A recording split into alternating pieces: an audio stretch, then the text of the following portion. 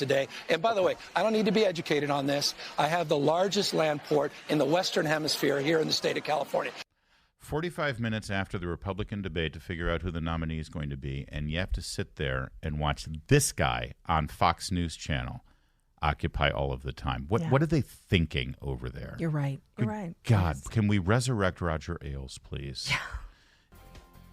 Now on News Talk 105.9 WMAL. O'Connor and Company. It's 7:36 now. O'Connor and Company here in your nation's capital, getting you going on a Thursday morning. Thanks for joining us. Coming up at 8:05, it'll be Byron York on the debate and on the impeachment inquiry hearing starting today. And then at 8:35, Chuck Thies, he's a D.C. political analyst, talk about the rising homicide rate. Worse since the crack era, the Washington Post told us. I'm Larry O'Connor alongside Julie Gunlock. I think we both agree this is one of our favorite moments from last night's debate. Because they've done it. Vivek, put your hand down for a second, would you? I still got time, dude. So he said, "So chill out. It's true. Vivek's always got the hand up. Yeah. Always got it. Smartest kid in the class. I know.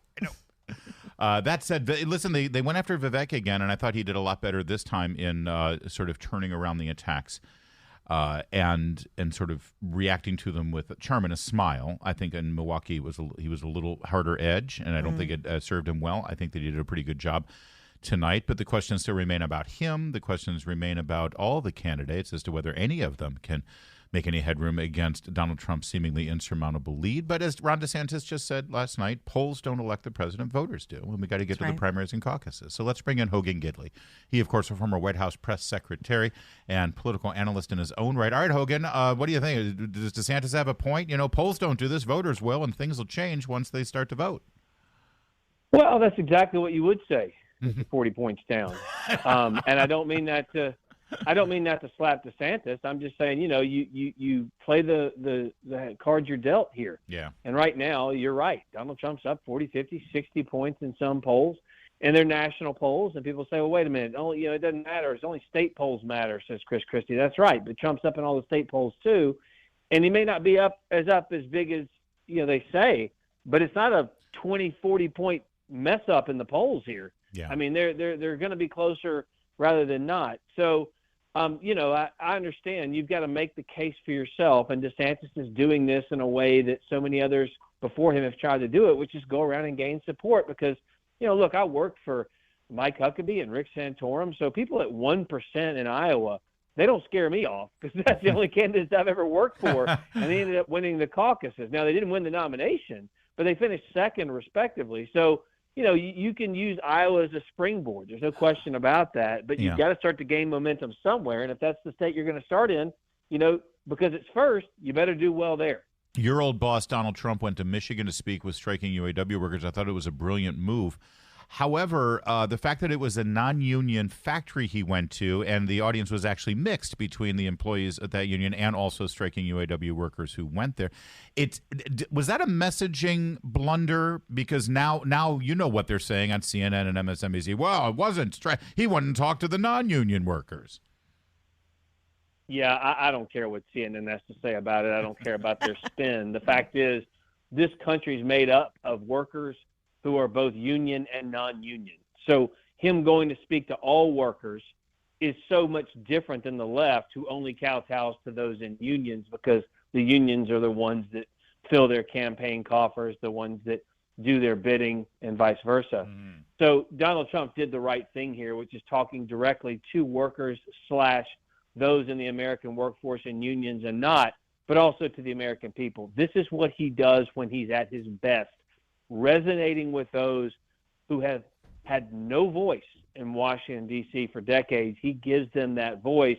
And so for him to go over there and have that conversation with unions and non-union workers, whereas Joe Biden stands on the picket line, and now we can't even get clarification from the White House whether he stands with those workers and what their demands are or not, because he's caused the problems that the workers are picketing. Yeah. It's his green policies that have forced them to the picket line. Yeah.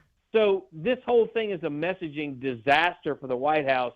The fact that Donald Trump went to a place that was non-union doesn't mean anything to those out there trying to make ends meet, pay for gas and groceries. thanks to Joe Biden's bad policies that have made all those costs go way up. Yeah. I want to switch back to the debates last night and ask your opinion. I'm really curious how your opinion on Nikki Haley sort of swatting Vivek again. She said, honestly, every time I hear you, I feel a little bit dumber. I don't think that was, they all have these rehearsed lines where they're trying to get the viral moment. I don't think that was rehearsed. I think it was natural. But what do you think? What's your take on that statement? Well, it's pretty obvious that Nikki's probably said that in private to people, and it boiled over. It just boiled over, whether it was rehearsed or not. She's probably said it before. That's so true. She definitely thought it. It's very clear there's no love lost between the two. However, Nikki's got her own problems here because you have to be credible in these instances.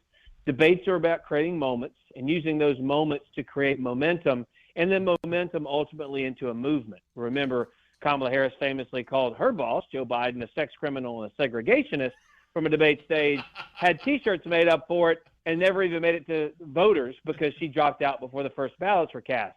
That being said, Nikki had a good shot here. The problem is he actually wrote a blurb for his book talking about how honest he was and what a great spokesperson he was for the movement, et cetera. So she looks a little disingenuous here. But look, I think it's pretty obvious she doesn't like him. I think it's pretty obvious that she's trying to gain some ground here, and she did so by going after someone who's ahead of her in the polls in Vivek Ramaswamy.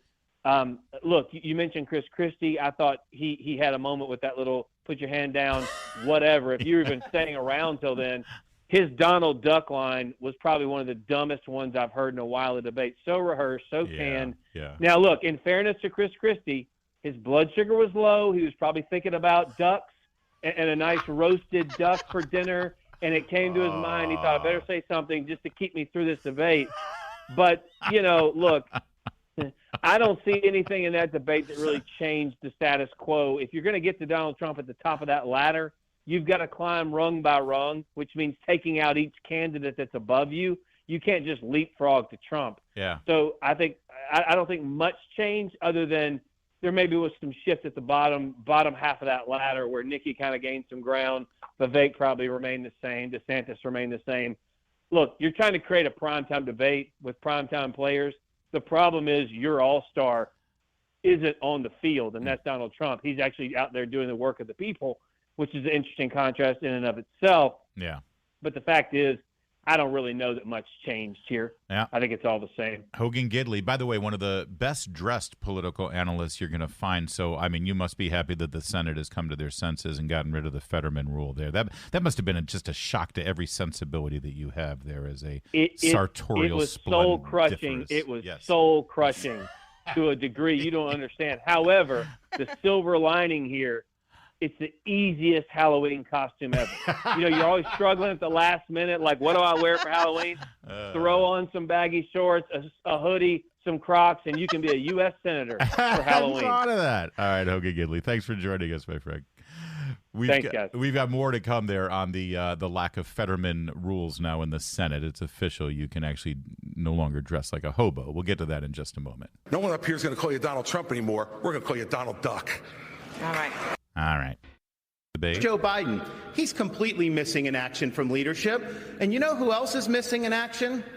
Donald Trump is missing in action. He should be on this stage tonight. He owes it to you